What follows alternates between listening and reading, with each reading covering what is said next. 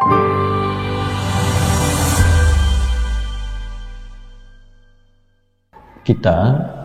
dalam berkehidupan ini disifati pertama kali oleh Al-Quran sejak awal penciptaan sebagai hamba yang mengabdikan hidupnya untuk ibadah.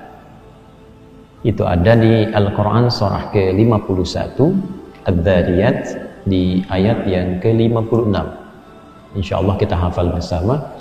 وَمَا خَلَقْتُ الْجِنَّ وَالْإِنسَ إِلَّا لِيَعْبُدُونَ. Dan itu harakat di ujungnya kasrah itu untuk menunjukkan ikhtisar ya yang dibuang. Asalnya liya'buduni, ada bentuk personal di ujungnya. Dan tidaklah aku ciptakan seluruh jin dan manusia itu. Jadi alif lamnya di situ fungsinya itu istighraq. Ya, jadi ada yang ma'rifah untuk mengkhususkan, ada istighraq menunjuk makna umum luas. Jadi diartikannya segala, semua, tanpa kecuali. Seperti kita membaca Al-Fatihah, Alhamdulillahi Rabbil Alamin. Nah, al di situ fungsinya istighraq. Karena itu diartikannya segala puji, semua pujian tanpa kecuali. Dari yang kecil sampai dengan yang besar. Kembali ke wa ma khalaqtul jinna wal ins. Jadi alif lam di kalimat al-ins. Sekali lagi, alif lam di kalimat al-ins menunjukkan semua manusia tanpa kecuali. Jadi tidaklah diciptakan semua manusia itu tanpa kecuali. Tujuan dasarnya, tujuan pokoknya adalah untuk menjadikan seluruh aktivitasnya itu dalam kerangka ibadah kepada Allah.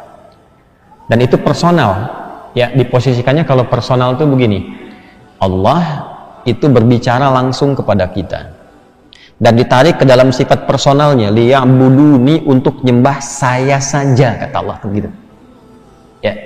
Jadi dari bangun tidur kita itu dibimbing langsung oleh Al-Quran, lalu dijelaskan melalui petunjuk kehidupan Nabi Sallallahu Alaihi Wasallam bagaimana menjadikan ujung kepala kita sampai ujung kaki kita itu semua aktivitasnya ibadah dalam rangka menaati Allah Subhanahu wa Ta'ala. Karena itu bagaimana melihatnya itu jadi ibadah, bagaimana mendengarnya jadi ibadah, bagaimana bertuturnya jadi ibadah sampai ke ujung kaki. Ya, karena itu dalam Islam melihat itu ada aturannya. Dan ini sangat menarik, komitmen Allah sebagai Tuhan yang meminta dan memerintahkan kita sebagai manusia, hambanya untuk ibadah. Komitmen ini diikuti dengan memberikan pedoman. Jadi tidak asal nyuruh begini, ibadah tidak. Kan kita mesti balik tanya kan, bagaimana caranya ya Allah? Maka diturunkanlah panduan yang sangat sistematis yang memberikan jalan pada seluruh bagian tubuh kita itu supaya jadi ibadah. Sehingga nafasnya jadi ibadah. Dari sejak awal bangun beraktivitas, subuh sekarang ini sudah jadi ibadah. Bahkan dengan sumpah tuh. Di Quran surah 81 At-Takwir ayat 18, was-subhi idza tanaffas. Ini saat mulai bernafas itu sudah ibadah.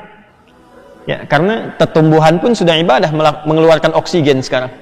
Matahari sudah ibadah. Ya, sinar pertamanya itu sudah ibadah. Fajar itu sinar pertamanya yang membelah kegelapan malam, itu sudah ibadah. Karena itu diikuti dengan ibadah yang kita lakukan. Ya, Quran surah ke-17 di ayat ke-78 itu. Aqimis salata liduluki syamsi ila ghasaqil laili wa qur'anal fajr. Inna qur'anal fajri kana masyhuda. Bahkan ibadah pertama yang kita kerjakan itu langsung Allah saksikan dan diperintahkan pada semua malaikat untuk menyaksikan. Jadi hakikat kehidupan kita untuk ibadah. Karena itu jangan heran kalau di Islam itu bertutur saja ada aturannya supaya jadi ibadah. Kalau nggak ada ibadahnya, dibebaskan, silahkan mau bicara apa saja, mau memandang apa saja. Cuma karena memang hidup kita itu diatur untuk mengagungkan Allah, maka jangan sampai mata ini digunakan untuk memandang yang tidak mengandung unsur ketaatan kepada Allah. Orang yang ibadah, melakukan semua perintah tadi untuk ibadah, itu namanya abdun. Jamaknya disebut dengan ibadun. Jadi lahir kita untuk ibadah, statusnya kemudian disebut dengan abdun, jamaknya disebut ibadun. Orang-orang yang mampu berlatih selama hidup. Dan itulah esensi hidup kita. Orang-orang yang mampu berlatih selama hidup. Melatih pikirannya, pandangannya, pendengarannya, lisannya, sampai ujung kakinya untuk beribadah kepada Allah. Maka disebut dengan ibad, lalu dilekatkan dengan sifat Allah yang membimbing kita dengan rahmatnya di dunia untuk menaatinya. Sifat Allah yang memberikan rahmat pada semua hamba di dunia untuk mengenal dan menaatinya disebut Rahman namanya. Apa namanya? Rahman. Karena itu di dunia ini, kalau kita punya hajat supaya dimudahkan ibadahnya, pengen kerja supaya bisa zakat, pengen sehat supaya bisa tahajud, ya. Jadi kalau minta itu sertakan ibadahnya, itu rumus cepat dikabulkannya doa. Itu ada di Quran surah kedua Al-Baqarah ayat 186. Wa idza sa'alaka ibadi anni fa inni qarib. Perhatikan.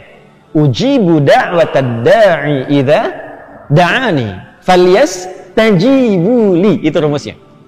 Jadi kalau ingin cepat dikabulkan doanya, maka respon semua seruan Allah itu untuk menaatinya. Jadi kalau minta sesuatu, jangan ditarik ke dunia saja, akhiratnya ikutkan. Akhiratnya ikutkan. Antum kerja itu buat apa? Kalau cuma buat dapat uang, bangun rumah megah, punya kendaraan yang melimpah, jangankan Anda yang beriman, yang belum beriman pun itu melakukan hal yang sama. Lantas apa bedanya iman Anda dengan yang belum beriman, yang membimbing Anda itu untuk bekerja? Kan pekerjaan kita itu dibimbing iman. Nih, manusia umum yang belum beriman dengan yang telah beriman itu kerjanya dibedakan oleh Allah dengan nafas imannya. Kalau belum beriman, itu bahasa Qur'annya, khitabnya masih menggunakan kata nas. Al-Baqarah ayat 168. Ya, coba kalimatnya lihat. Lihat kalimatnya. Ya ayyuhan nasu kulu mimma fil ardi halalan thayyibah.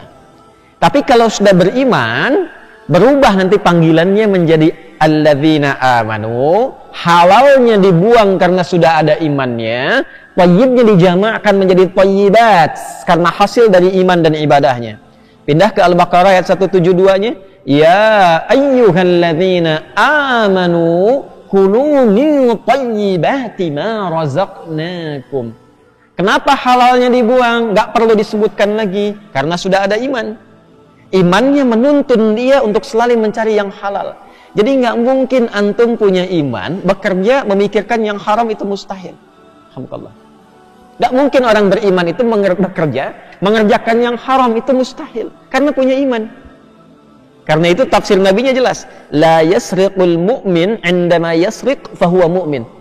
Tidak mungkin orang beriman itu mencuri, korupsi. Ketika dia berniat tergerak, terfikir untuk mencuri itu, masih ada iman dalam dirinya. Ya. Itu langsung penjelasan Nabi yang sangat dalam. Nah, kembali, kalau ini kita latih dalam keseharian, kemudian melahirkan karakter, dan kita ingin memohon dimudahkan, tarik urusan akhiratnya. Kerja buat apa? Ya Allah, pernah nggak berdoa begini? Mudahkan urusan saya dalam pekerjaan, supaya saya bisa menaatimu dalam kehidupan. Ya Allah, anugerahkan kepadaku rizki dari hasil ikhtiarku, supaya aku bisa maksimal menaatimu. Hamba ingin berzakat ya Allah, hamba ingin berhaji ya Allah. Pernah nggak sertakan itu? Nah, itu parameter keimanan di situ. Nah, saat meminta itu disertakanlah kalimat Rahman, rahmat Allah yang menyertai aktivitas hamba untuk mampu mengenal dan menaatinya dalam ibadah. Itu ada di Quran surah ke-17 Al-Isra di ayat ke-110. Qulid Allah awid'ur Rahman ayyamma tad'u falahul asmaul husna. Jika Anda punya persoalan dalam kehidupan, punya hajat, doa, minta, sebut nama Allah, awid Rahman, sebut nama Ar-Rahman, sebut ya Rahman, ya Allah ya Rahman, irhamni fi basari, ya Allah yang memberikan rahmat, tolong rahmati aku dalam pandanganku. Ketika rahmat Allah turun dalam pandangan, dijaga nih dari perbuatan maksiat, ya, sampai ke nafsu. Karena itu ketika Nabi Yusuf dijaga oleh Allah alaihi salam, dijaga oleh Allah dari perbuatan yang potensi bisa melahirkan zina, itu turun kalimat rahmatnya.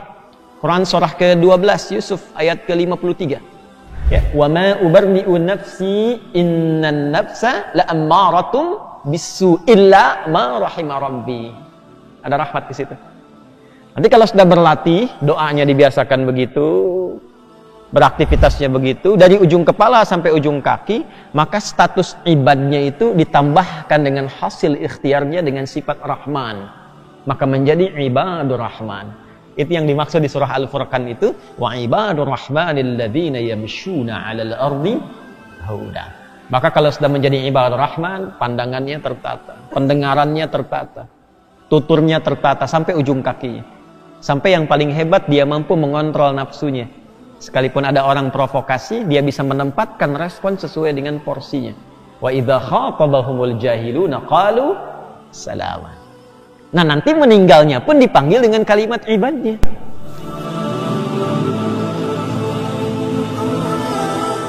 Mau masuk surga nggak tahu pintunya, kenali dong. Ya, antum mau kerja aja sudah dipelajari aturannya, profilnya apa, ya kan? Ya, masa masuk surga nggak kenal pintunya. Maka yang 8 ini diturunkan jadi amal soleh.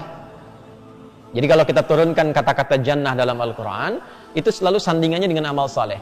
Karena itu ketika disebutkan kalimat surga pertama di Al-Quran, Al-Baqarah ayat 25, itu sandingannya iman dan amal saleh. Wa basyiril ladzina amanu wa amilus shalihat anna lahum jannatin tajri min tahtihal. Maka saya, Anda, kita ini selama hidup mesti berlatih punya amalan yang diandalkan untuk meraih surga itu. Coba dari sekarang tunggangi. Misalnya latihan puasa, jadikan amalan andalan untuk pulang menghadap Allah. Pintunya apa? Ar-Rayyan. Ada babut tahajud, amalan andalannya bangun malam. Siapkan itu, dari 8 mungkin 1 supaya jadi ya tautan kita saat pulang nanti. Ada yang ditunggangi saat pulang. Walaupun nggak ke 8-8-nya, turunkan salah satunya itu. Nah, nanti kebiasaan itu yang ditampakkan dalam sakaratul maut dengan surganya. Itu yang membuat kita tenang, karena selama ini berhasil kita beramal. Ya, antum yang kerja nih, niatkan supaya dapat harta, amalan harta nanti supaya masuk lewat babus sedekah. Pintu surga lewat harta ada. Dan jalur sanadnya ada yang ke situ itu. Nah, nanti begitu antum misalnya dalam sakaratul maut mau meninggal, ditampakkan hasilnya, makanya tenang melihatnya. Janji Allah itu betul-betul ditampakkan. Itu dalam sholat kan ibadah kan? Sholat ibadah ya? Nah, itu konfirmasinya dalam ibadah. Allah. Ada sifat tumakninah. Coba cek di Al-Bukhari nomor hadis 757. Dikonfirmasi di hadis Muslim nomor hadis 397. Yang dari Abu Hurairah radhiyallahu taala anhu, kisahnya Khalad bin Rafi Az-Zuraiqi. Ketika Nabi mengajarkan salat yang benar kepada sahabat Khalad, kata Nabi, setelah kemudian engkau baca surat, kemudian ruku', ya. Kemudian yang paling menarik, hatta tatma'inna raqi'ah.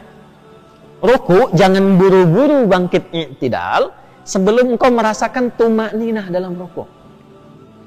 Tumakninah itu latihan untuk memberikan ketenangan. Yang ditenangkan apa? Nafasnya, jiwanya. Ketika nafas dilatih sehingga memiliki ketenangan itu, maka tumakninah berubah sifat menjadi mutmainnah. Nah, nafas ketemu mutmainnah, sifatnya disebutlah nafsul mutmainnah. Jadi karena terus rajin ibadah, sifat nafasnya berubah menjadi mutmainnah. Saat dipanggil pulang, sifat itulah yang disebutkan. Ya ayyatuhan nafsul mutmainnah, irji'i ila rabbiki radiyatan mardiyah. Perhatikan, fadkhuli fi ibadi, konfirmasi ibadah, wadkhuli jannah, di situ ditampakkan. Nih hasil kamu selama ini ibadah.